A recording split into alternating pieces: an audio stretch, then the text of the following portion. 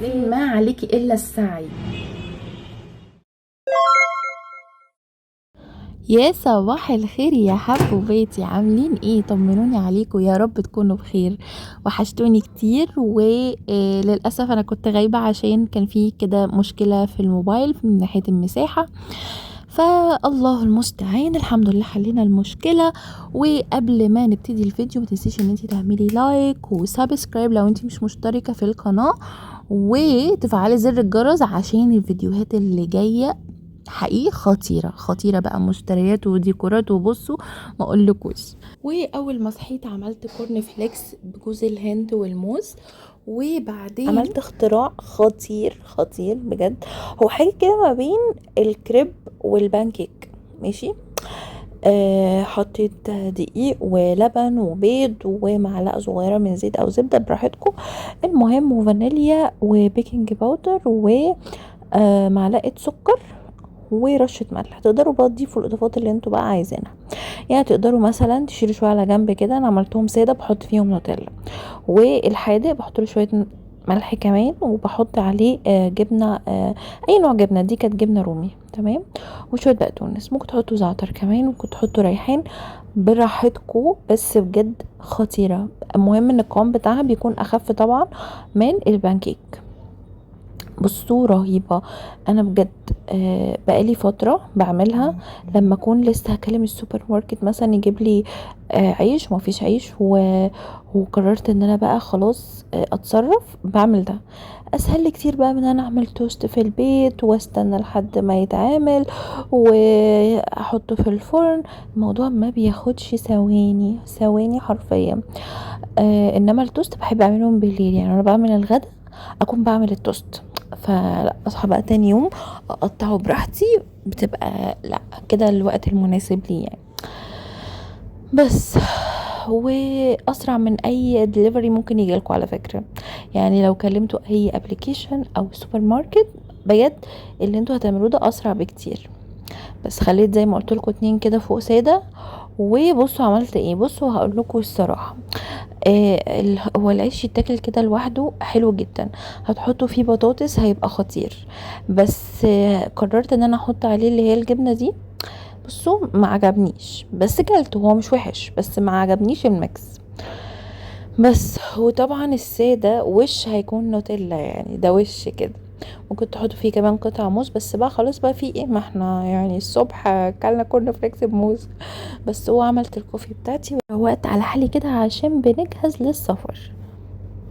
يقيمون الصلاة ومما رزقناهم ينفقون. المهم شغلت بقى قرآن في البيت كده، عشان بجد يا جماعة سورة البقرة دي بركة بركة في البيت. وبدأت بقى أجهز حاجتي وأرص الشنط. وعايزة أقول لكم إن الطريقة دي للطرح تحفة. أنا كنت جايبة في الأول منظم للطرح، مش عاجبني خالص ومش حلو، وبالعكس بحس ان هو بياخد مساحة في الدولاب، وفي الاخر الشكل الجمالي مش حلو نهائي اللي هو ده. انا مش عارفة، اقولوا لي استخدام بقى تاني ليه. بس ونزلت عشان اروح بقى لماما، وهنا كنت جيت خلاص الحمد لله. واول ما جيت كلمت الدراي كلين، لو تفتكروا كان في مشكلة في السجادة، خدتها بصراحة وظبطتها فالحمد لله.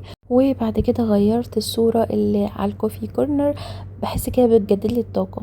بجد يا جماعة حوار ان انتوا يبقى معاكوا نوت على طول، لأي حد بيشتغل، اي حد بيشتغل لازم يكون معاه نوت كده عشان يكتب فيها الافكار اللي بتجيله ويطلع منها بقى فكرة حلوة او يهندلها او ما ينساهاش، لان اوقات بيجيلنا كلنا افكار حلوة بس بننساها. فبجد يا جماعة احلى حاجه الواحد يعملها نوت بس للافكار، نوت بس للحاجات اللي هو عايز يعملها، سواء بقى انت عندك شغل او ما عندكيش شغل، او انت مثلا عايزه تطوري حاجه في البيت او في الاكل او اي حاجه عامه. الافكار اللي هي بتيجي وانت في المطبخ، وانت خارجه بره، وانت في الطريق، اي حاجه.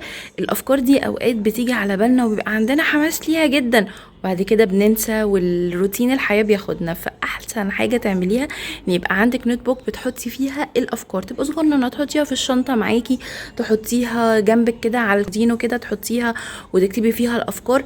هي صغننه كده، وتجيبي حاجه كيوت كده، عشان بجد بجد الموضوع ده نفعني جدا.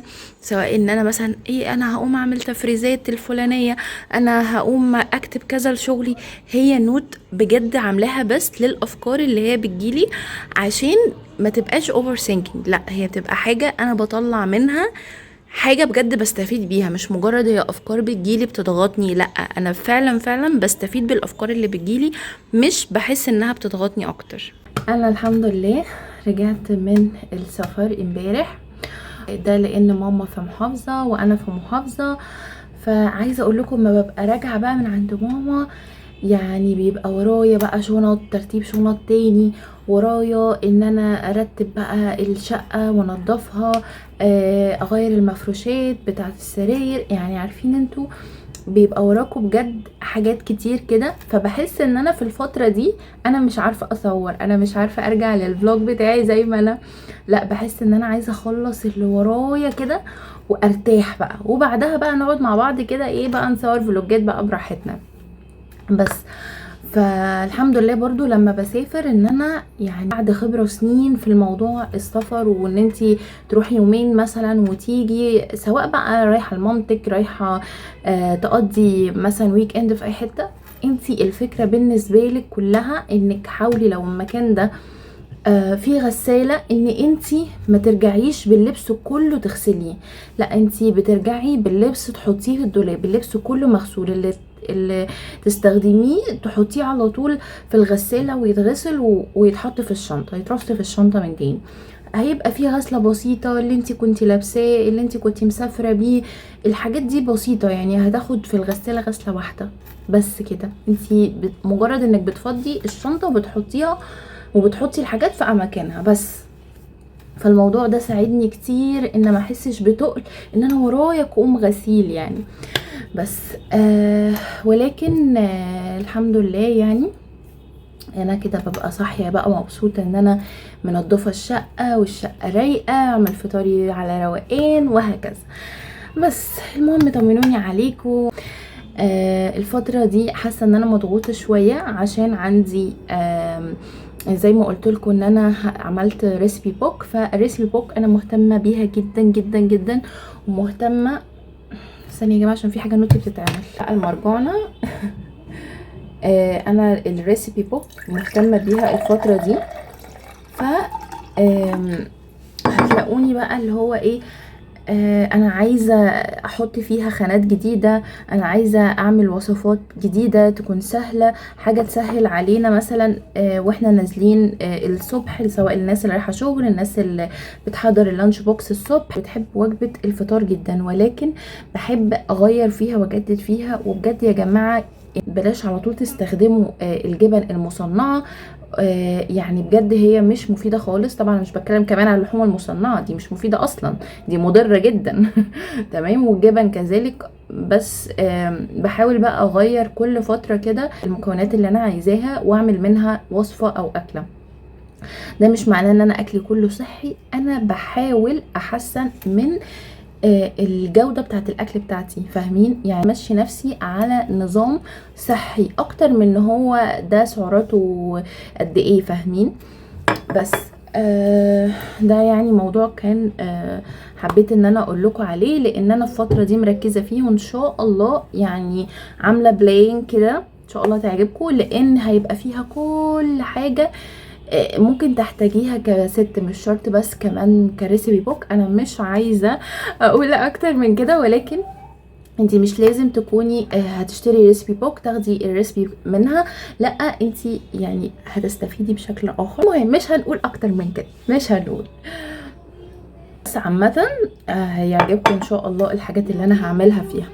بس فالفترة دي ممكن تلاقوني بنزل ممكن فلوج في الاسبوع او حاجة، عشان يعني عارفين انتوا البداية بتكون هي اصعب غالبا مرحلة في اي مشروع في الدنيا. هي البداية هي اللي بتكون محتاجة منك مجهود كبير وزقة كبيرة جدا. فربنا يعيننا ويعين كل حد عنده يعني شغل او مسؤولية او بيت، ايا كان انت عندك مسؤولية، عندك مذاكرة، انتي يعني ربنا يعينك. واحد ايا كان بيحاول يعمل اللي عليه، وان شاء الله ربنا يكرمه الواحد بيسعى بدماغه الصغننه جدا، بتفكيره الصغير قوي، بس توفيق ربنا ده بجد بجد هي حاجة احنا مش بنكون عارفين هي جاية منين. يعني انت مش بتبقي عارفة النتيجة بتاعت اللي انت بتعمليه ده ايه، بس انت بتسعي اوكي، لان ده اللي مطلوب منك. انت مش مطلوب منك اكتر من ان انت تسعي بس. تسعي في دراسة، تسعي في تربية اولاد، تسعي في بيتك، تسعي في شغل. انت ما عليكي الا السعي، بس النتيجة دي بتاعت ربنا. بس دايما كده يكون عندك يقين انه لا، ان شاء الله ربنا هيجازيني خير على كل اللي بعمله، وهيكافئني ان شاء الله وهيكرمني. بس مش هطول عليكم اكتر من كده عشان نازلة، و هنيجي بقى نعمل شوية حاجات مع بعض كده في البيت. جيت بقى يا جماعة وقررت ان انا اشارك بقى معاكم المرة دي التفريزات بتاعة اللحمة. المرة اللي فاتت كان البانيه، المرة دي اللحمة. بصوا زي ما انتم عارفين ان انا مش بعمل يوم مخصص للتفريزات، انا بعمل الغدا زي ما انا. فبقرر ان انا مثلا انا دلوقتي في اليوم ده كنت هفرم اللحمة، فخلاص انا مش هرجع احطه في الفريزر تاني وارجع افكه تاني، لا انا هعمل تتبيلة واحدة ولكن هغير في التشكيل. يعني هسيب جزء مثلا مفروم، هسيب جزء مثلا اعمله كفتة. بصوا انا هقول لكم انا بعمل انا بتصرف ازاي. المهم ان في ناس كتير قوي اول ما اتجوزت كنت جايبه الجهاز ده. هو الجهاز ده ما شاء الله عجان ومفرمه وخلاط وكبه، اوكي، من شركة فريش، حلو جدا ما شاء الله، حلو معايا لحد دلوقتي. المهم هنقول بقى على التتبيل. انا بحط في تتبيلة اللحمة في العموم ايا كان بصل، توم باودر وبصل باودر برضو وملح وفلفل اسود ورشة جوز الطيب لو انتوا عايزين، وبحط كمان رشة قرفة في السلق بس، وايه تاني وجنزبيل. دول الاساسيات اللي معايا. المهم شكلت كفتة اللي هي الشكل الكفتة العادي خالص، وهعمل منها كمان، خلي بالكم لها نفس التتبيلة. انا هنا كان المفروض احط بقى بقدونس، بس انا ما كانش عندي بقدونس، قلت ايه مشكلة انا هبقى اعملها احط في الساندوتش بقدونس وسلطة واحط الكفتة. طلعت خطيرة. انا الكفتة بحطها كمان في الفرن وبحط معاها قطع من الزبدة كده، بتدي طعم يا جماعة مش طبيعي. المهم نفس التتبيلة عملت منها برجر، وما بتحطوها في الساندويتش بالطبقات بقى خضار اللي انتوا عايزين تضيفوه عليه، والصوص بتبقى طعم تاني. وعملت من نفس التتبيلة، اوكي خليكم مركزين معايا، عملت من نفس التتبيلة الكفتة اللي هي بتكون كور دي عايزة اقول لكم ممكن تعملوا منها اكلة بطعم تاني خالص. تحمروها كده في الطاسة، وبعد كده تنزلوا بمكعب زبدة وتوم وروزماري، وبعد كده تضيفوها تاني وتحطوا بقى مية على نشا، وتسيبوها تنزل الصوص بتاعها اللي هو صوص الديمي جلاس. بس هو سهل تعملوه يعني.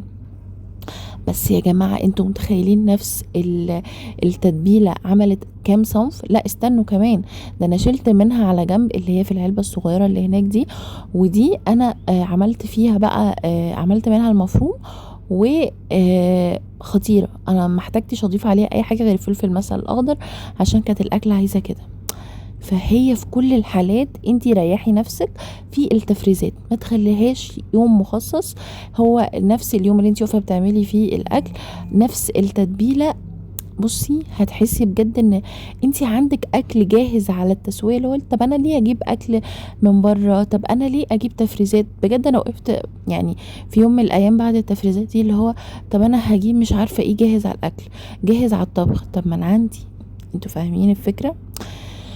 بس المهم معرفش انتوا بتحبوا تحطوا ايه على البرجر، بس انا مش بحب احط غير الخس، واحيانا لو عندي خيار مخلل بحب احطه بس. والصوص اللي هو البانش ده كنت جايباه من بريدفاست، بس تحفة يعني بجد، البراند دي حلوة قوي. بس يا جماعة وحطيت بقى بطاطس في النص ودلعت الدنيا كده. وبس كده يا حلوين، الفلوج بتاعنا خلص، واشوفكم في فلوج جديد. سلام.